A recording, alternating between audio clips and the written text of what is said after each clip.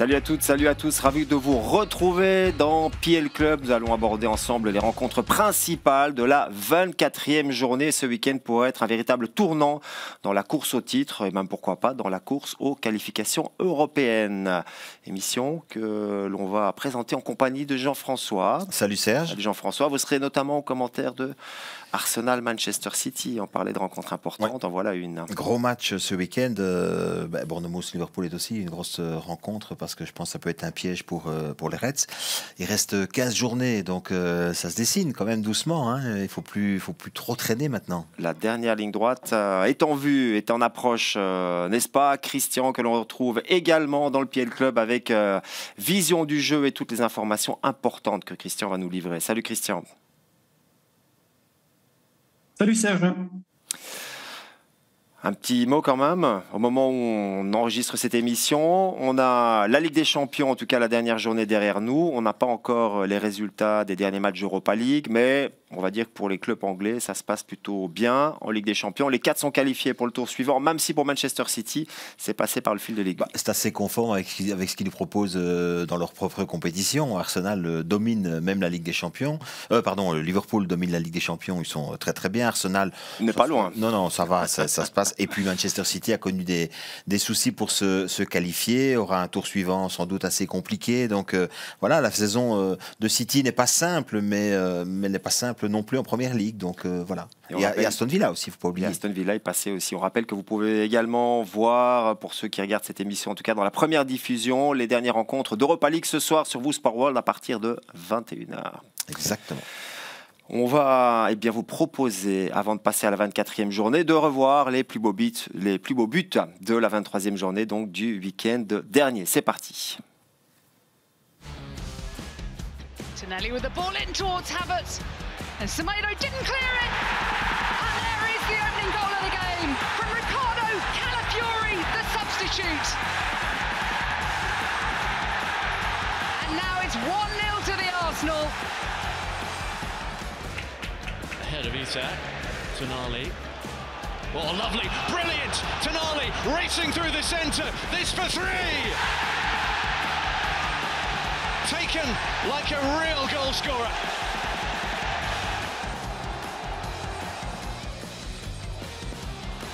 Possession turned over. Here's De Cordova-Reid, creator of the Leicester equaliser. El Khanous, how much room does he have here? El Khanous going for goal, and he finds it as well. What a turnaround here at the Tottenham Hotspur Stadium. Leicester have come out roaring in this second half.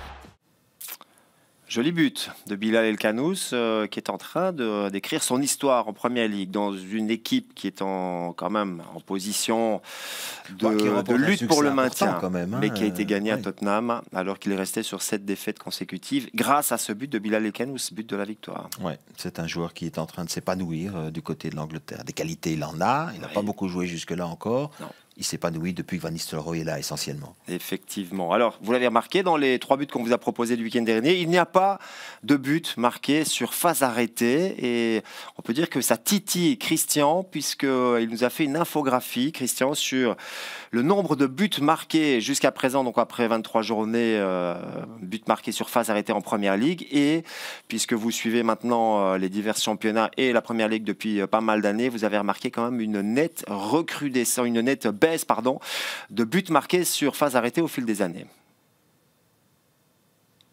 Oui, j'en ai profité parce qu'en voyant que sur la journée précédente, on avait marqué qu'un seul but sur phase arrêtée, un but sur corner, et que c'était arrivé déjà 4 ou 5 fois cette saison, je me suis dit, je veux voir quelle est l'évolution des buts qui ont été marqués sur phase arrêtée sans penalty. Et voilà, donc j'ai pris depuis l'origine de vision du jeu avec 2010-2011, et puis j'ai pris tous les 5 saisons pour voir l'évolution.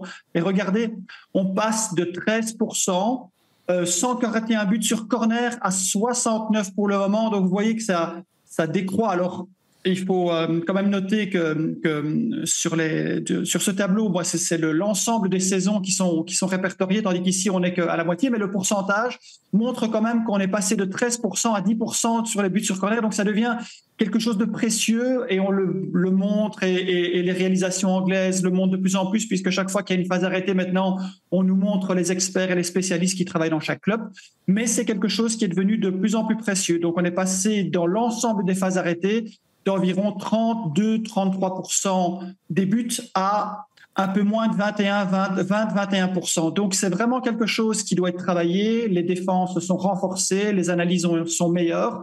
Donc, maintenant, il faut encore plus travailler ces combinaisons pour surprendre dans ce domaine-là. Voici donc le seul but marqué sur phase arrêtée. C'était sur corner le week-end dernier. Et un but qui n'a pas vraiment d'incidence sur le résultat, puisque c'est le but marqué par Ipswich lors de la défaite à Liverpool. Là. Une tentative d'explication, Jean-François. Est-ce qu'on défend mieux sur phase arrêtée? Est-ce qu'on prépare moins offensivement les phases arrêtées? Déjà, un constat qu'on peut faire, c'est que sur le tableau que Christian nous propose, on marque sur corner, on marque de moins en moins sur coup franc aussi. Coup franc direct, il n'y en a quasiment pas ou peu. Ça, c'est par contre assez étonnant. Je dirais qu'aussi, en Angleterre, en tout cas, je pense que Christian peut le confirmer, on peut en plus retirer 2 ou 3 équipes qui marquent sur phase arrêtée, ce qui veut dire que ça diminue encore le bilan des autres. Comme équipes.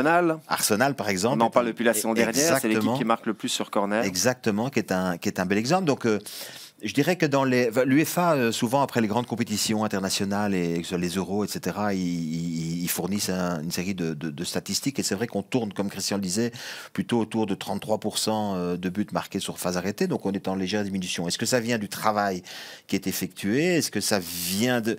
C'est assez paradoxal finalement quand on constate que partout, on va chercher maintenant des gens qui vont s'occuper spécifiquement des phases arrêtées. Donc il y a un paradoxe. On n'a jamais autant parlé des phases arrêtées avec notamment les coachs spécialisés. Et pourtant, on marque beaucoup moins.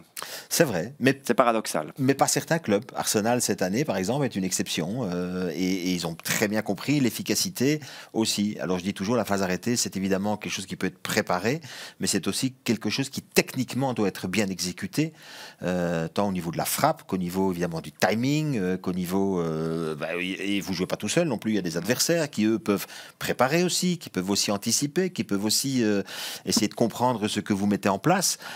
Donc, je pense qu'il y a plusieurs facteurs qui rentrent en ligne de compte. Mais en tout cas, c'est un constat chiffré. Oui, effectivement. On n'a jamais aussi peu marqué, finalement, en tout cas depuis 15 ans, sur phase arrêtée en Première Ligue que cette saison. Voilà pour le fait marquant, si vous voulez, du week-end dernier, le constat sur l'ensemble de la saison. On y reviendra en fin de saison et on verra évidemment si ce constat se vérifie d'ici le mois de mai. On passe à la première rencontre importante du week-end. C'est celle qui va opposer Bournemouth à Liverpool. On en parle après ceci. We are the Premier League. Semenyo. Oh. Darwin Nunez, that's a double. Rencontre programmée samedi à 16h, ce sera le fil rouge de Goals of the Day. Alors, Bournemouth, c'est la bouffée d'air frais cette saison en Première Ligue. On peut dire que c'est le plus petit club de toute la Première Ligue, avec le plus petit stade. C'est plus ou moins 12 000 spectateurs du côté du Vitality Stadium. Les Cherries sont actuellement 7e avec 40 points et reste, Jean-François, sur une belle série. On va le voir tout de suite sur l'infographie. 11 rencontres de Première Ligue sans la moindre défaite, 7 victoires, 4 partages. On ne les attendait vraiment pas à ce niveau-là. Non, c'est d'autant plus extraordinaire qu'ils sont dans la course pour la Ligue des Champions. C'est d'autant plus extraordinaire que 11 matchs, ce n'est plus le hasard non plus. À un moment donné, il y a quelque chose qui se met en place. Et puis surtout, quand on regarde un petit peu, qu'on gratte un petit peu au niveau de l'effectif et de la composition de l'effectif, ils font ça en plus avec une série de joueurs blessés. Alors, 9 ou 10 joueurs blessés. C'est autant, par exemple, qu'à Tottenham. À Tottenham, on en parle beaucoup. À Bournemouth, on n'en parle presque pas. Parce que les résultats sont là et donc ça a moins d'incidence. Alors, je pense qu'il y a la force, elle est collective à Bournemouth. L'identité de jeu aussi qui est mise en place par Iraola est une identité de jeu qui, à mon avis, est bien définie, qui est claire, qui est relativement structurée. Pour preuve, et je pense que Christian va en parler à un moment donné, mais c'est l'aspect défensif de cette équipe aussi, la manière dont ils parviennent à défendre. Et donc voilà, mais si moi je regarde un petit peu ce qu'ils ont fait ici sur l'année 2025, quand on voit, ils en mettent 5 à Nottingham, ils en mettent 4 à Newcastle. Ça, c'est les 2 dernières journées. Les 2 dernières journées, ils cartonnent. Ils ont fait 2-2 à Chelsea, ils ont remporté une victoire contre Everton, ils ont une qualification 5-1, ils en mettent 5 quand même à West Brom aussi en Cup. Donc c'est plus le fruit du hasard, il y a vraiment quelque chose qui se passe là-bas dans cette équipe. Et encore une fois, l'effectif, il est construit de façon fort intelligente. On dépense des sommes qui sont raisonnables. On va chercher des joueurs avec, je pense, intelligence. Et donc, parfois, on offre des secondes chances à certains joueurs. On va chercher des joueurs qui sont un peu méconnus. Et vous parliez des blessés. J'ai compté quand même sur le banc. Face à Nottingham le week-end dernier, il y avait 7 joueurs de 21 ans ou moins, donc pour compléter la feuille de match avec le nombre d'absents. Oui. Et Iraola ne se plaint pas, n'en parle pas et continue à faire le boulot. Les résultats sont là. Hill, Senesi, Soler, Unai, enfin voilà, c'est des joueurs qui potentiellement peuvent être titulaires aussi. C'est pas voilà. Donc il y a quand même quelque chose qui se passe là-bas dans ce club. Alors parmi les joueurs qui reçoivent une seconde chance en quelque sorte dans leur carrière pour briller, est-ce qu'on peut mettre Justin Kluivert, Christian, en tout cas, qui est en grande forme, c'est un des meilleurs joueurs de Première Ligue sur les dernières semaines. Oui, et lui justement, il confirme les propos de Jean-François. C'est un peu des joueurs qui sont un peu revanchards. C'est des joueurs sur qui on a misé beaucoup, qui avaient un avenir très prometteur. Ils ont été dans des grands clubs, ça s'est pas bien passé. Et puis ils se retrouvent maintenant dans un club moyen de Première Ligue et ils ont la possibilité d'exprimer tout leur talent. Et il y a un joueur actuellement, alors il a été à bonne école pour savoir comment frapper au but. Mais lui, en fait, il pète le feu. Et regardez les qualités de frappe. Et il a cette qualité dans le tir croisé, il a le tir enroulé, il a le tir classique. Et donc voilà, il nous fait un récital pour le moment. Il est aussi bien à l'assist qu'au but qu'au penalty, parce que je crois que cette saison, comme Solanke n'est pas là, il a marqué 6 ou 7 penalties, quelque chose comme ça. Donc regardez cette frappe de balle pure. Il s'épanouit et c'est bien de voir des joueurs qui ont cette qualité, qui n'ont pas réussi parce qu'on attendait peut-être de trop quand ils étaient trop jeunes, mais qui viennent à maturité comme Ødegaard, comme lui, comme d'autres. Et ils font vraiment du bien dans les équipes où ils atterrissent. En tout cas, il est en train de se faire un prénom. C'est quand même le fils d'une star du football, Patrick Kluivert. Passé par l'Ajax, par la Roma, par Leipzig, par Nice, par Valence ces dernières années, il s'était un petit peu perdu et il fait la meilleure saison de sa carrière, 11 buts et 4 assists après 23 journées seulement. Bon, c'est vrai qu'il y a beaucoup de pénaltys. Voilà. Il avait même fait un match où il avait réussi 3 pénaltys. Ouais. Ça a été un grand espoir, mais je pense aussi que je regardais un petit peu Iraola, son entraîneur, je regardais un peu le profil du gars. Donc il est basque, tout le monde le sait, il a joué à Bilbao la plupart du temps. C'est un arrière latéral de formation, mais qui marquait énormément de buts aussi, et donc qui avait cette manière aussi, en étant latéral, de beaucoup se projeter. Et je pense que quand on voit aussi les images maintenant de Kluivert, je pense qu'il a aussi cette manière d'encourager ses joueurs à prendre des risques, à oser. Et donc, il fait du bien individuellement à chaque joueur. Je pense que c'est le coach qui, en grande partie ici, est important dans cette équipe aussi. Je regardais aussi, il arrive en 2023 à Bournemouth. Et en 2023, ils font plusieurs transferts hyper intéressants. Alors, évidemment, il y a Kluivert dont on parle, mais il y a aussi un gars qu'ils ont été chercher en défense centrale à Eusen, qui est arrivé cette saison. Voilà, qui est assez étonnant. Donc, Ouattara qui tourne bien, ils ont été le chercher à Lorient. Enfin voilà, il y a une façon de faire des transferts là qui est assez intéressante. Mais moi, je pense que l'identité de l'entraîneur, au-delà de ce qu'il faisait lui-même qu'au joueur, est un peu en train de se voir sur le terrain pour l'instant. Et si on peut résumer la philosophie qu'Iraola donne à cette équipe de Bournemouth, un jeu direct avec beaucoup de pressing quand même, souvent du 1 contre 1. La possession, on est à 47%, donc c'est une équipe qui n'a pas spécialement d'avoir besoin de ballon. Est-ce qu'on peut dire quelque part que c'est un petit peu ce que faisait Klopp il y a quelques saisons à Liverpool avec le heavy metal football là? En tout cas, l'idée, c'est de pas nécessairement avoir le ballon, mais c'est en tout cas, dès qu'on le récupère, c'est d'aller vite vers le but adverse. Et c'est pour ça que je faisais référence à son poste, lui, de latéral, où il a marqué plus de 50 buts quand même sur sa carrière. Ça veut dire qu'il avait aussi cette manière d'aller... Voilà, je pense que Christian nous appelle, il veut dire un truc. Christian, on vous écoute. Oui, je vais quand même ajouter quelque chose au propos. Oui, d'accord, il y a cette idée de se projeter rapidement, mais comme Jean-François le disait, c'est un ancien défenseur latéral. Et donc, c'est une équipe qui, sur les 2 dernières saisons, marque quand même beaucoup de buts sur des jeux dominants placés et beaucoup de buts suite à des centres. Ils sont à 17 buts sur jeux dominants placés, alors qu'Arsenal est à 21 et Manchester City est à 20. Donc, ils ne sont pas très, très loin. Et en plus, ils ont marqué 12-13 centres. Donc, cette équipe n'est pas, elle défend bien, mais aussi, dans les moments importants, elle peut aussi s'installer dans les derniers 16 mètres. Elle reste flexible aussi, selon la situation du match. En tout cas, il y a une grosse force de caractère dans cette équipe. La preuve avec les buts marqués au-delà de la 86e minute. C'est tout simplement incroyable. Et on se souvient de ce match. Ça a été presque le match fondateur de la saison. Ils sont menés 2-0 à Everton.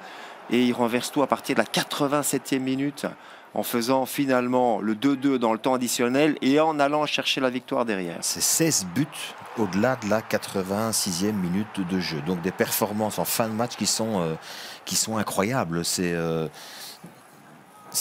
aussi, moi je dis, c'est révélateur d'un esprit, d'un état d'esprit général aussi dans cette équipe, de sans doute aussi une excellente préparation physique, ouais. Parce que pour ça, il faut aussi pouvoir se livrer jusqu'au bout et à fond. Et donc voilà, et encore une fois ici on peut voir les buts, c'est aussi de manière diverse, hein, c'est pas, il n'y a pas une manière seulement de marquer. Christian faisait référence il y a un instant là à cette capacité de marquer sur des centres, de marquer à la fois sur les transitions, on l'a vu tout à l'heure sur des récupérations, enfin, voilà, c'est assez complet. Moi je trouve que c'est pas le fruit du hasard, il y a quelque chose qui est construit et c'est toujours dur de jouer l'équipe qui jusqu'au bout peut vous mettre des buts parce que ça reste dans la tête des adversaires malgré tout. Ils savent qu'ils ne sont pas à l'abri quand c'est 1-0. Parce que là ça s'est répété quand même très régulièrement. Exactement. Depuis le début de la saison. Alors c'est une équipe qui marque donc, Christian, souvent dans les dernières minutes, mais c'est aussi une équipe qui défensivement montre quand même des choses très intéressantes et très difficiles à surprendre. Je l'ai expliqué la semaine passée, hein, une équipe qui veut se sauver ou qui veut avoir une saison tranquille, il faut essayer de ne pas encaisser sur des reconversions rapides et sur les phases arrêtées. Ça, c'est les 2 choses où il y a moyen de mettre quelque chose en place. Et eux, ils le font très très bien puisqu'ils ont encaissé très peu de buts sur phase arrêtée et seulement 1 but sur transition rapide. C'était contre Liverpool au match aller. Regardez le but, on va voir l'image. Voilà, il y a une projection. C'est très rare où cette équipe se retrouve dans un 4 contre 4 ou dans un 4 contre 5 et qui encaisse de cette manière-là. C'est la meilleure performance dans ce domaine. Donc une équipe qui peut réduire ce domaine-là défensivement est une équipe qui va passer déjà une saison tranquille. Et si après, en plus de cela, ils ont cette faculté offensive comme on l'a vu dans les sujets précédents, cette équipe se rapproche petit à petit des places européennes et peut-être, qui sait, du top 4. Voilà donc pour cette étonnante équipe de Bournemouth. Juste rajouter un petit truc, c'est qu'à domicile, c'est quand même seulement que 2 défaites. Et à propos des buts qu'ils encaissent, ils ne prennent que 7 buts à domicile cette saison. Donc ça va exactement dans le sens des propos que Christian explique maintenant. Je signale quand même qu'à domicile, ils battent Tottenham. Je ne sais pas si c'est une surprise de battre Tottenham. Plus maintenant, non. À domicile, on est bien d'accord. Ils battent City et ils battent Arsenal. C'est vrai. Donc malgré tout, Liverpool est en danger. Vont-ils réaliser le grand chelem face à Liverpool? En tout cas, Liverpool sera en danger, même si c'est quand même une équipe qui est au-dessus du lot sur cette première partie de saison. Oui, ils sont très bons, ils sont très très bons, mais ils sont bons et ils ont ce petit coup de pouce du destin qui fait que cette année... Forcé, parce que Liverpool est capable de forcer le coup de pouce du destin. Oui, je ne sais pas comment on force à ce point-là le destin, mais c'est vrai qu'ils ont toujours ce petit truc qui fait que... En prenant des risques, parfois, tout simplement. Parfois, oui, aussi, voilà. Et puis cette efficacité, comme on vient de voir, sur des transitions, la vitesse, tout ce qu'ils ont, voilà. Liverpool, en tout cas, on peut pas, c'est un constat. Ils sont au-dessus pour le moment. Voilà, on parle évidemment souvent des stars de Liverpool. Il y a un joueur dont on parle peut-être un petit peu moins. Dans l'entrejeu, on a beaucoup parlé aussi de Gravenberch, qui a un nouveau rôle et qui franchement est brillant, mais il y a un joueur qui est peut-être un petit peu dans l'ombre, mais qui est tellement important, Christian, c'est Szoboszlai. Oui, et pour le moment, en fait, il pète le feu aussi un peu à l'instar de Kluivert, c'est-à-dire qu'il a, en plus de ces joueurs offensifs qui sont performants, lui, en plus, il vient de cette deuxième ligne et il vient se positionner souvent dans l'intervalle et donc il est là pour marquer des tirs lointains comme on a vu. Il est là aussi dans la récupération. Voilà, il a une position qui est très haute derrière les attaquants. Il récupère et puis il a une frappe de balle exceptionnelle. Il faut savoir qu'il vient aussi de la filière Red Bull puisqu'il a fait ses classes avec Salzbourg et puis après il est passé à Leipzig et puis il vient vraiment dans une équipe comme Liverpool chez Klopp, qui est une équipe de contre-pressing et tout ça. Donc lui, il connaît toute cette manière de jouer, puisque l'Autriche, avec Salzbourg et Leipzig, c'est exactement comme ça qu'il joue. Donc il est venu en fait se déposer dans cette équipe. Et regardez maintenant, il a cette faculté de se déplacer, il a le contrôle orienté, il a la frappe lointaine. Donc il joue vraiment le rôle qu'il doit jouer dans une équipe comme ça. Il s'épanouit, hein. C'est vraiment un joueur qui s'épanouit. Moi, je me souviens qu'à l'époque, c'était vraiment le grand espoir de son pays parce que déjà très jeune, il était très, très doué. Mais il y a toujours un palier à passer quand vous arrivez à Liverpool, malgré tout. Et ce palier-là, il le passe malgré tout. Et je pense que l'adaptation a été faite, comme Christian l'a dit, parce que Jürgen Klopp, la philosophie quand même cadre assez bien avec ce qui se passe du côté de Leipzig. Pour preuve, c'est là qu'il est maintenant, il ne faut pas oublier non plus. Voilà, mais et à propos de Liverpool, parce que l'année dernière, je sais qu'on en parlait, il fallait que cette équipe se renouvelle au niveau de son entrejeu. Il y a lui, il y a Gravenberch dont on a parlé, il y a McAllister, donc je pense qu'ils ont très bien ciblé les profils, d'autant plus que c'est assez complémentaire, ça fonctionne très très bien ensemble. Voilà. Deuxième saison pour Szoboszlai. Absolument. Là, il en est à 3 buts et 2 assists.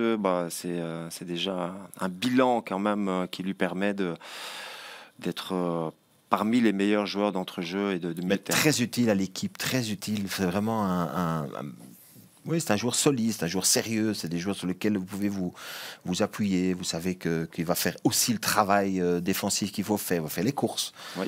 C'est pas toujours le cas non plus. Il faut pas oublier que du côté de Liverpool, il peut y avoir parfois un certain déséquilibre parce que Salah ne fait pas toujours, lui, les courses qu'il faut faire sur le plan défensif. Et donc, du coup, il faut d'autres joueurs qui et que derrière lui, Alexander-Arnold n'est pas toujours bien placé non plus. Voilà, bon, ça peut... mais c'est intéressant de faire ce constat-là. Mais cette équipe de Liverpool, en tout cas, est impressionnante, même s'il est débattu en Ligue des Champions, ça ne veut rien dire. Il y a 9 titulaires qui étaient restés à la maison et qui ne se sont même pas déplacés. Donc voilà, ils ont bien en tête que ce déplacement à Bournemouth sera un déplacement extrêmement délicat. Et c'est pour ça qu'il y a pas mal de joueurs qui ont été mis au repos dans le déplacement du côté du PSV. On a parlé des phases arrêtées et je ne veux pas dire de leur disparition en Première Ligue, mais enfin de leur diminution. Alors Christian, du côté de Liverpool, on a tiré beaucoup de corners depuis le début de la saison. On n'en a pas marqué énormément pourtant. Non, c'est une des particularités, c'est-à-dire que eux, pour le moment, ils sont tellement forts de plein jeu qu'ils ne sont absolument pas performants sur phase arrêtée. Ils ont marqué 2 fois sur corner depuis le début de la saison. C'est une des plus mauvaises performances de la Ligue. Et donc, j'ai un peu regardé en fait ce que ça représentait en termes de chiffres et de ratios. Ils ont tiré 150 corners, exactement comme Arsenal. Ils en ont réussi 2, donc ils ont 1,3% de réussite, alors que Arsenal est à 7%. Voilà, c'est la différence. Et pourtant, on l'a vu sur les 2 corners, ils reviennent 2 fois au score après avoir été menés 1-0. Donc ça a quand même une importance, malgré qu'ils n'en aient marqué que 2, mais ça leur a permis quand même de ne pas perdre au moins 2 points, 2 fois 1 point. C'est très important. Et alors j'étais voir pour voir si c'était possible d'avoir un champion sans être performant au niveau des phases arrêtées. Et bien, je suis tombé sur le Barcelone de 2022-2023 avec Xavi. Ils ont marqué 70 buts et ils ont marqué 4 buts sur phase arrêtée et aucun penalty. Donc, il y a moyen d'y arriver comme ça. C'est très rare. Et Liverpool est un peu dans le même cheminement que ce Barcelone-là de 22-23. Le petit clin d'œil quand même, c'est qu'un des 2 buts, c'est contre Arsenal, hein. Oui. Donc c'est quand même le petit clin d'œil, puisqu'on a souvent dit qu'Arsenal était une équipe très préparée sur les phases arrêtées. Moi, je trouve que ça reste quand même une équipe qui prend les espaces comme aucune autre, qui est une équipe qui est hyper dangereuse dans toutes les transitions. C'est une équipe qui est terriblement forte aussi, avec Salah notamment sur les 1 contre 1 sur le plan offensif. Donc elle est très très bien armée. Ou avec Diaz de l'autre côté. Ou avec Diaz de l'autre côté. Et puis surtout, en 11 matchs joués en déplacement, c'est 8 victoires, aucune défaite encore. Ouais. Ils ne sont pas battus en déplacement cette saison, il faut le dire, en Première Ligue en tout cas. Oui, ça reste quand même Un parcours incroyable, 6 points d'avance et toujours un match de moins, un match qui sera joué d'ailleurs au mois de février, hein, le derby du côté d'Everton, le derby de la Mersey. Voilà donc pour cette rencontre, Bournemouth-Liverpool, ce sera dans Goals of the Day, samedi 16h. Mais la grosse affiche du week-end, c'est celle de dimanche 17h30 qui va opposer les deux équipes qui ont occupé les 2 premières places sur les 2 dernières saisons. C'est parti.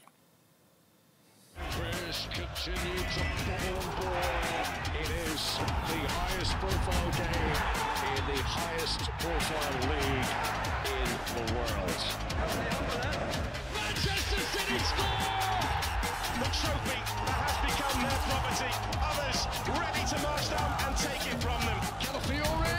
What a goal that is! The wait is almost over. The apprentice against the master.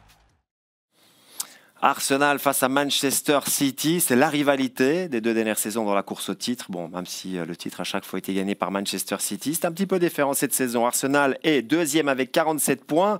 Manchester City est 4e avec 41 points. City sera à la lutte avec Nottingham, Newcastle, Chelsea, Bournemouth, Aston Villa pour un ticket de Ligue des Champions. Donc ça, c'est quand même très nouveau de positionner City là. Oui, avec la particularité, il y aura peut-être un 5e ticket pour la Ligue des Champions, puisque comme les clubs anglais vont plutôt bien en Coupe d'Europe, ils pourraient normalement, en tout cas, ils sont bien partis pour recevoir un 5e ticket. C'est important. Le plus sûr, c'était de venir dans le top 4. Mais c'est vrai que normalement... Ou de gagner la Ligue des Champions. Ou de gagner la Ligue des Champions. Mais ça, il n'y a pas de chemin plus direct. Ouais. Après, on va reparler de City. Pour gagner la Ligue des Champions, il y a du travail. Oui. Et quand on voit ce qu'ils ont joué hier comme match de Ligue des Champions face à Bruges, on comprend mieux les problèmes structurels de cette équipe ces dernières semaines. Alors Arsenal, 13 matchs de Première Ligue sans défaite. Ils n'ont plus perdu depuis la défaite à Aston Villa. Mais on va voir le tableau préparé par Christian, donc par vision du jeu. Face au top 10, il n'y a que 2 victoires à domicile face à Forest, en déplacement à Aston Villa. Non, c'était à Newcastle. Je vous ai dit Aston Villa. Dernière défaite de Arsenal, c'est bien du côté de Newcastle. Excusez pour cette information-là, qui est corrigée. Ça peut expliquer aussi le retard de 6 points sur Liverpool, notamment le match face à Liverpool où Arsenal menait avant de se faire attraper. L'aller aussi à Manchester City, ils se jouent à 10 contre 11 après l'exclusion de Trossard pendant une mi-temps. Ils se font rattraper à la 97e minute. C'est des points perdus importants dans la course. Les points perdus contre Aston Villa, par exemple, où ils gagnent 2-0. Aussi, oui, ça c'était il n'y a pas longtemps. Exactement, et finalement ça termine sur un score de partage. Donc... Alors, moi, je dirais que j'ai le sentiment qu'aujourd'hui, il y a dans la tête, je ne suis pas dans sa tête, mais je peux en tout cas m'imaginer, dans la tête en tout cas aujourd'hui d'Arteta, l'idée de se dire, on a peut-être les autres années perdu le titre à cause de certains matchs où la structure défensive n'était pas assez solide. Moi, ce qui m'impressionne avec cette équipe, et pour moi, c'est la plus forte de Première Ligue à ce niveau-là, c'est le niveau défensif. Exactement, la vitesse à laquelle il y a un repli défensif dans cette équipe. Donc, on sent vraiment que l'accent est mis là-dessus. Et plus les matchs sont évidemment contre des équipes fortes, et plus il met l'accent là-dessus. Et on a même vu dans le match face à Tottenham, par exemple, que vous avez commenté il n'y a pas longtemps, qu'une fois qu'il mène, on a presque l'impression qu'il ferme le verrou et que c'est fini, il joue peu. Oui. Donc elle a progressé à ce niveau-là. Moi, je trouve performant à ce niveau-là. Mais a peut-être perdu justement un petit peu de... C'est la balance, il faut toujours être un peu... Et en même temps, il est très malin aussi parce que vous voyez bien que c'est assez réfléchi dans sa tête. C'est plus solide défensivement, mais comme les matchs risquent d'être très fermés, il faut qu'on soit efficace sur les phases arrêtées parce que là, on peut grappiller des points. Donc en fait, j'ai l'impression que c'est son cheminement intellectuel, en tout cas, dans ce qu'il veut faire cette année. Et sur les 2 dernières saisons, dans la course au titre, Arsenal a eu une grosse panne vers le mois de février, le mois de mars. Donc je suppose que là aussi, Arteta aimerait corriger ça, être beaucoup plus efficace. Sans doute. Dans la partie la plus importante. Et là où ils n'ont pas de chance, c'est qu'ils tombent sur une équipe cette année, en tout cas de Liverpool, qui est sur son petit nuage. Sur son nuage, effectivement. Bon, on a vu aussi sur l'infographie, Arsenal va recevoir Manchester City, Newcastle et d'autres aussi. Et ils sont invaincus à domicile cette année, en 11 matchs quand même joués. Effectivement. Bon. Je vous l'ai dit, au match aller, il y a un joueur qui se fait exclure, c'est Leandro Trossard. Bon, la bonne nouvelle, on va dire, pour Arsenal, c'est que ce ne sera pas Monsieur Michael Oliver qui sera l'arbitre de cette rencontre. Arsenal-Manchester City, on se souvient de la polémique du week-end dernier, on ne va pas y revenir, on y est revenu notamment dans l'Europe des 11. Mais on peut faire le point aussi sur la saison de Leandro Trossard. 4 buts, 4 assists. La saison dernière, il a marqué 12 buts et un assist. Mais on a l'impression quand même qu'il marque des buts importants, voire des buts décisifs, Christian. Oui, et je crois surtout qu'il est motivé pour la prolongation de contrat. On parle beaucoup et donc c'est toujours le moment de donner un petit peu de motivation supplémentaire. Et là, il est évidemment très bon et on l'a vu pendant cette période où il a, à partir de fin novembre, il a commencé à se mettre en mouvement et donc il marque de très beaux buts, mais surtout aussi, il délivre des assists importants. Et on a aussi expliqué justement cette manière d'être un peu moins fringant sur les zones optimales, sur les centres et tout. Et lui, il participe à ce domaine-là. Donc il est en pleine force pour le moment, il est en pleine maturité. C'est le moment aussi de sécuriser l'avenir financier. Donc, il faut mettre un peu plus et il aimerait jouer un peu plus, comme il a souvent dit à son entraîneur. Mais chaque fois qu'il monte, il est toujours présent. Et voilà, cette capacité sur cette zone optimale de pouvoir trouver quelqu'un au cordeau. Voilà, c'est le jeu d'Arsenal et on va retrouver ça. Et on verra aussi dans l'explication de l'infographie suivante pourquoi il faut avoir un joueur comme lui dans ce domaine-là. Alors, vous avez été jusqu'à éplucher son contrat, Christian, parce que vous parlez de reconduction de contrat. Je pense que vous avez constaté que c'est finalement un des plus bas salaires du noyau d'Arsenal. Mais à part le gardien de but, le deuxième gardien de but ou le troisième qui a 35 ans et qui gagne 50 000 livres sterling par saison, et aussi Kior qui est à 58, je crois, mais c'est le joueur qui est le moins bien payé de l'effectif, avec 90 000 par semaine. Donc je pense que maintenant, ça va, je ne vais pas dire que ça va doubler, mais je pense qu'il va quand même arriver au moins entre 150 et 200 par semaine pour son prochain contrat. 90 000 livres par semaine, ça ne va pas être facile de vivre à Londres avec... C'est vrai que c'est voilà, bon, après... Enfin, ça va jusqu'à 400 450 000. Je pense que c'est Kai Havertz, le plus gros salaire. Parce que ça se compte après, par semaine. Mais très honnêtement, quand on voit ce qu'il est en train de faire sur le terrain maintenant, il est clair que... Comparé à d'autres, il mérite d'avoir une belle augmentation. D'avoir une belle augmentation. Moi, je le trouve décisif ces dernières semaines. Je le trouve même... en l'absence de Saka, parce qu'il faut pas oublier non plus qu'Arsenal a quelques soucis en termes de blessures, Saka. Exactement. Saka, et puis défensivement quelques-unes aussi, mais Tomiyasu ou Ben White. Mais c'est un joueur qui est un joueur, comment je vais dire ça, son caractère fait qu'il aura toujours envie de briller à un moment donné dans des matchs caractériel. Caractériel, j'en sais rien, mais en tout cas, il a de la personnalité. Et pour être un joueur de football de ce niveau-là, il faut de la personnalité. Alors, il y a caractère et mauvais caractère. De temps en temps, il a eu mauvais caractère. Maintenant, il a du caractère. Et, mais non, s'il est en reconduction de contrat, on peut lui donner raison. Sur ce qu'il montre cette année-ci, il mérite sans doute plus. En tout cas, je ne dis pas par rapport à ce qu'il a, mais en tout cas par rapport à ce que les autres ont. Donc, il faudrait un rééquilibrage. Voilà, pour que ce soit un petit peu plus équilibré dans le vestiaire d'Arsenal.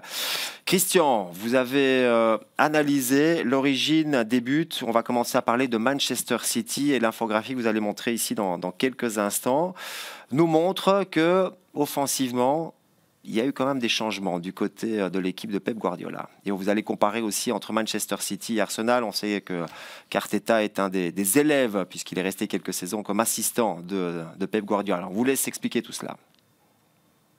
Alors, on parle souvent du jeu dominant placé, on parle souvent de cette zone optimale et souvent les centres. Pour ça, il faut pouvoir se déposer dans les 16 derniers mètres. Arteta, vous le voyez à gauche, la zone qui est assurée avec 31 buts, c'est le nombre de buts marqués dont l'origine vient de cette zone-là. Alors, on y a inclus les coups francs, les pénaltys et les corners.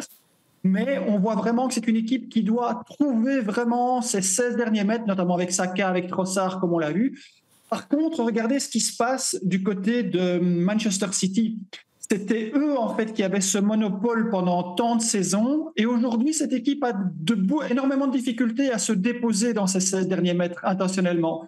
Doku n'est pas quelqu'un qui parvient à trouver souvent la baseline. Bernardo Silva est beaucoup moins performant. Kyle Walker, il a beaucoup moins joué. Donc, on retrouve en fait cette difficulté de se déposer dans ce dernier 16 mètres. Et ils n'ont que 17 buts, la moitié d'Arsenal. Par contre, regardez la zone avant, cette zone, moi j'appelle ça cette zone de handball où on fait circuler le ballon devant le rectangle.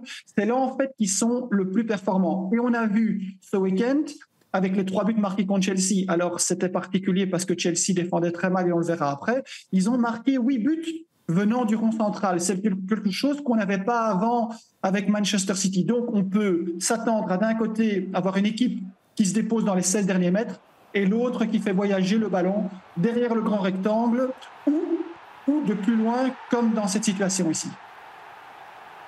Ça, ce sont donc les buts marqués par Manchester City lors de la victoire 3-1 face à Chelsea. On voit notamment il y a des buts dont l'origine est le gardien, Ederson. Oui, parce que c'est marrant parce qu'en Angleterre, ils ont discuté de ça en disant tiens, est-ce que c'est une nouvelle technique utilisée par Pep Guardiola Est-il passé au kick and rush? Est-il passé au kick and rush? Non, je pense pas. Je pense qu'il est simplement, à un moment donné, aujourd'hui, je pense que tout le monde a quand même bien analysé, bien lu. Je ne sais pas si vous avez vu le match de Ligue des Champions hier, mais même Bruges hier pendant toute une mi-temps, mais terriblement City en difficulté. C'est-à-dire qu'en gros, ils ne se sont pas créés une seule occasion. Et donc, à un moment donné, il faut chercher des alternatives. Et les alternatives viennent en fait de ce que aujourd'hui l'évolution du jeu nous propose. Parce que moi, je voudrais juste vous montrer, après ceci, 2 clichés qui vont résumer parfaitement bien ce que cette équipe aujourd'hui de Pep Guardiola est obligée de faire. Mais comme les adversaires viennent vous chercher haut dans votre camp, forcément, la résultante de ça, c'est que vous vous retrouvez avec, regardez le rond rouge, un 1 contre 1 avec Haaland. Et donc, du coup, Guardiola se dit, si on peut de temps en temps utiliser ce 1 contre 1-là, faisons-le. Et donc, ici, c'est un exemple. On a le deuxième cliché où on va revoir exactement la même chose. C'est aussi un but contre Chelsea où, encore une fois, on utilise une situation de 1 contre 1. Donc, je dirais qu'aujourd'hui, et d'ailleurs, on en a discuté souvent avec Christian, c'est pas le cas que de cette équipe de Chelsea ici, pour le coup, parce que le comportement défensif est un peu bizarre. Oui. C'est une évolution du football de manière générale. C'est-à-dire que la façon dont aujourd'hui on veut évoluer, aller chercher le pressing très haut, etc., forcément, la conséquence de cela, c'est qu'on peut se retrouver plus facilement dans des situations de 1 contre 1. La seule chose, c'est que ça ne se passera pas avec Arsenal ce week-end. Ça, je pense qu'il y a peu de chances. Exactement, il y a peu de chances que ça se fasse avec Arsenal ce week-end, ou alors peut-être sur une phase, mais par hasard. Alors, est-ce que ça veut dire aussi que Manchester City, qui avant était dominateur, souvent de la première à la dernière minute, doit maintenant, dans cette situation un peu plus difficile, s'adapter à l'adversaire et profiter des faiblesses montrées par Chelsea, en notamment laissant en 1 contre 1 face à Haaland, qui est sans doute un des meilleurs joueurs au monde dans les ballons en profondeur, dans les courses. C'est ce qu'ils nous montrent. Ouais. C'est qu'à un moment donné, contre Chelsea, c'est ce qu'ils ont fait. Et on a encore vu, par exemple, en Ligue des Champions, que quand c'est pas le cas et que quand le bloc équipe adverse est très bas, alors ils retournent exactement comme Christian a dit hier, c'est-à-dire dans cette zone là où on fait passer, de handball, où ça manque un peu de percussion à un moment donné. Et c'est vrai qu'avec la fatigue, ils ont trouvé 3 fois l'ouverture, mais sur les 3 fois, il y a 2 fois où ils ont un petit peu de réussite et un petit peu de chance quand même. Ce qu'on a vu aussi, malgré tout, et là sur l'aspect défensif, encore une fois hier, c'est que la façon absurde dont Chelsea a défendu contre City, on va retrouver ça avec City qui vont défendre de manière absurde contre certaines équipes. Et moi, je pense qu'aujourd'hui, le problème, c'est que dans l'évolution du football, on a un phénomène qui est en train de se passer, c'est-à-dire que, je vais prendre le cas de City, ils dépensent 600 millions pour aller chercher des défenseurs. Qu'est-ce qu'ils recherchent? Ils recherchent des défenseurs qui sont très forts dans les 1 contre 1, parce qu'ils veulent aller chercher très haut. Par contre, très forts dans le 1 contre 1, mais très faibles dans la coordination et dans le jeu d'équipe. Dans l'organisation tactique. Moi, je les trouve faibles. Et je trouve qu'on voit même, je ne sais pas, Christian, on peut lui poser la question aussi, parce qu'on en discute souvent, on voit des choses aujourd'hui qu'on ne se serait jamais imaginé voir au plus haut niveau, des comportements défensifs qui sont totalement étonnants. C'est-à-dire qu'on base le jeu défensif sur le 1 contre 1. Et une fois qu'ils sont battus dans le 1 contre 1, je dirais qu'il n'y a plus de principe de jeu. Il n'y a plus de couverture, il n'y a pas de soutien. C'est un peu... Alors, ce qu'on a montré avec Chelsea, ça a joué en faveur de City, mais à la limite, c'est le cas pour City aussi cette City a pris beaucoup de buts comme ça. Je ne sais pas si Christian est d'accord avec moi, mais en tout cas, on va lui demander. Ouais, Christian, une réaction? Oui, ben la conséquence de ça, c'est qu'en fait, Manchester City a encaissé énormément de buts sur jeu dominant placé et énormément de buts sur centre, chose qui était impossible avant. Pourquoi ? Parce que le principe défensif avant, c'était de priver le ballon, priver l'adversaire du ballon. Donc, c'est-à-dire que dans cette possession de balle, il y avait des 70-75% de possession. Pendant ce temps-là, l'adversaire n'avait pas de possibilité. Or, ici, on voit les équipes, aussi bien en Ligue des Champions qu'en championnat, des équipes qui prennent la possession de balle et qui viennent se déposer dans les 20 derniers mètres. Et là, cette coordination collective défensive est très mal gérée et c'est pour ça en fait qu'ils passent une saison très difficile. Je dirais qu'à un moment donné, je vais prendre juste le but qu'ils prennent contre Bruges hier, par exemple, en Ligue des Champions. À un moment donné, le premier duel, il est battu.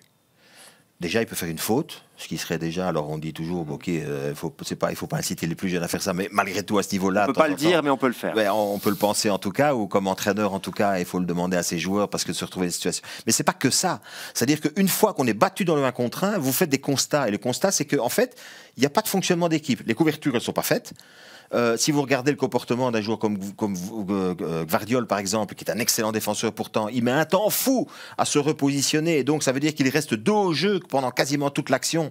Et il ne peut à aucun moment prendre une décision confortable. Et donc, en fait, c'est très étonnant. C'est-à-dire qu'une fois qu'ils sont battus dans le 1 contre 1, eh bien, derrière, ils ont des difficultés. Et je vais vous faire une petite confidence là-dessus. C'est qu'en fait, je me dis, regardez ce qui se passe, par exemple, avec le Bayern de Munich, avec Vincent Kompany, qui a exactement la même philosophie que Pep Guardiola dans certaines choses, eh bien, sur les buts qu'ils vont prendre sur transition, ça va être exactement de la même façon. Ils sont battus dans le 1 contre 1 et derrière, c'est la pagaille. Et donc, en fait, on voit les mêmes choses. C'est-à-dire que c'est la philosophie qui a été mise en place et aujourd'hui, je pense que certains ont compris aussi comment... Arteta notamment, mais d'autres ont compris aussi comment on peut essayer de les mettre en difficulté. Si on gagne le premier duel, derrière, il va y avoir des espaces, et même parfois des espaces où on peut se dire, il y a franchement des fois où à ce niveau-là, en tout cas de professionnalisme, pour moi, c'est totalement inacceptable. Inacceptable. C'est-à-dire qu'il n'y a même plus un principe de jeu collectif. Le principe de base.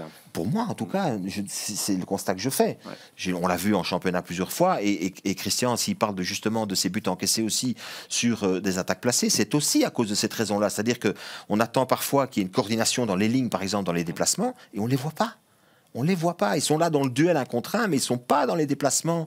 Je dirais que il compte sur la manière dont on défend bien individuellement, mais un défenseur ne va pas gagner 100% de ses duels. Mais les fois où ils sont battus, ils seront en difficulté. Dans les autres carences défensives, il y a la mise en place aussi, parce que, et on va le voir avec Christian et son infographie, Manchester City encaisse beaucoup de buts dans les premières minutes des rencontres de Premier League cette saison. 8 buts, Serge. Je ne sais pas si vous vous rendez compte. 8 buts dans le premier quart d'heure pour une équipe comme Manchester City, qui est censé prendre le ballon, déposséder l'adversaire du ballon. Regardez, ce sont tous les matchs cette saison où ils ont encaissé les premiers dans le premier quart d'heure. Voilà, je ne sais pas dire plus, c'est inacceptable. C'est une fois de plus une des carences supplémentaires qu'il y a cette saison. Et voilà, et tout va de pair finalement. Et donc, c'est quelque chose qu'il faut résoudre. Alors, la bonne nouvelle, c'est qu'ils n'ont encaissé qu'une seule fois dans le premier quart d'heure depuis en 2025, mais voilà, le quota il est déjà atteint sur toute la saison et peut-être sur la saison prochaine. Et on voit ici les matchs où ils ont encaissé rapidement et finalement ils ont perdu des points à Bournemouth face à Tottenham. Ils avaient quand même perdu 0-4. Tottenham qui ne gagne pas beaucoup de matchs cette saison avait été largement s'imposer du côté de Manchester City et puis également du côté de Liverpool où ils avaient été battus. Ce qu'on constate aussi quand on regarde ce qui se passe en Angleterre, les deux équipes qui dominent pour l'instant, enfin Liverpool en tout cas et Arsenal, ne font pas autant d'erreurs défensives et n'ont pas la même identité défensive que toutes ces équipes qui aujourd'hui défendent très bizarrement. Qu'est-ce qu'on revoit aujourd'hui ? On revoit des joueurs qui jouent le hors-jeu tout seuls, par exemple, en levant la main, comme on faisait... Alors, vous ciblez Tottenham par exemple, mais vous pouvez le voir aussi du côté de City, c'est-à-dire qu'à un moment donné, il y a des joueurs qui prennent des décisions tout seuls, comme ça, alors que c'est étonnant. Moi, je trouve ça très bizarre. Mais je pense que c'est la conséquence d'un choix qu'ils font au départ qui est d'aller jouer ce football très offensif, on récupérer très haut, on va essayer de mettre la pression sur l'adversaire, etc. Et puis dès qu'ils sont battus, ils n'ont plus les repères collectifs, en tout cas, pour défendre derrière. Donc je trouve que c'est en tout cas, aujourd'hui, à ce niveau-là de compétition en Angleterre, par exemple, il y a beaucoup de choses qui sont très bien faites, il y a beaucoup de spectacles, c'est très agréable, mais il y a aussi des choses qu'on voit sur le plan défensif où, honnêtement, il n'y a pas beaucoup d'écoles de foot où on va prendre ça en exemple, pour être tout à fait clair. Donc, Et pourtant, c'est un match au sommet, Arsenal-Manchester City. Ouais, attention, parce qu'ils perdent City, sur 7 matchs, ils perdent des points à l'extérieur cette saison. Ouais. Donc moi, franchement, je donnerais l'avantage à Arsenal sur ce match-là. Et ce sera donc dimanche à partir de 17h30. C'est évidemment l'affiche de ce week-end. Voici les rendez-vous et les rencontres que vous pourrez suivre ce week-end sur Divertissez-vous d'abord avec Nottingham Forest Brighton. Belle affiche, même si Nottingham a été battu par Bournemouth le week-end dernier. Ça reste aussi une des belles histoires de cette saison en Première Ligue à 13h25 sur Divertissez-vous. Goals of the Day. Le fil rouge avec Bournemouth-Liverpool, bien évidemment, et tous les autres matchs et tous les autres buts. Samedi 18h25, Wolverhampton en lutte pour le maintien face à Aston Villa. Man U, Crystal Palace et puis le gros match Arsenal-Manchester City. Ça, je suis sûr que tout le monde reste devant son écran. Alors, il est toujours possible de retrouver une équipe de City plus compétitive. Et mentalement, la victoire en Ligue des Champions sur le fil leur a peut-être fait du bien. Avec Après, les nouveaux aussi, avec Marmouche. Ouais. Mais les les nouveaux, on n'en a pas beaucoup parlé, mais Marmouche les nouveaux, et Kusanov. Je suis pas sûr. Marmouche, on va voir. Je suis pas sûr qu'avec Kusanov, ils aient fait Dans le premier match, c'était assez compliqué. le transfert défensif qui va régler tous leurs problèmes. Donc voilà. En tout cas, s'ils continuent à nous proposer ce qu'ils nous proposent sur le plan défensif maintenant, moi, je crois quand même qu'ils vont souffrir. Il y a des problèmes en vue. Allez, vous pourrez vivre cette rencontre Arsenal-Manchester City en compagnie de Christian et de Vision du jeu. Si vous ne faites pas encore partie de la communauté Vous Sport, vous pouvez le faire via ce QR code. Et retrouver donc Christian. Oui, je serai avec les abonnés, puis je serai avec Jean-François et Bruno aussi pour le match. Comme ça, on distribue des informations à tout le monde et on essaye d'interagir et c'est très, très bien comme ça. Et puis n'oubliez pas non plus de nous suivre sur les différents médias sociaux tagués Vous Sport World, que voilà Instagram et Facebook. Merci Jean-François. Merci à Christian. On vous retrouve donc ce dimanche pour le gros match du week-end. On vous souhaite d'ores et déjà une très très bonne 24e journée de Première Ligue et à la semaine prochaine pour un nouveau PL Club. Bye bye. Ce week-end, lancez votre mois de février avec la 24e journée de Première Ligue. Samedi à 13h25, profitez de Nottingham Forest Brighton. Puis dès 15h45, retrouvez votre Goals of the Day avec Bournemouth Liverpool, le déplacement des Foxes de Leicester à Everton, Ipswich et ses Tractor Boys face aux Saints de Southampton, sans oublier Newcastle qui reçoit le Fulham de Timothy Castagne. Et à partir de 18h25, vivez Wolverhampton Aston Villa. Ensuite, dimanche à 14h55, suivez la visite de Crystal Palace à Manchester United. Et dès 17h20, préparez-vous pour le choc entre Arsenal et Manchester City. Enfin lundi, à partir de 20h55, West Ham se déplace à Chelsea. Suivez chaque journée de Première Ligue en exclusivité sur Vous Sport World.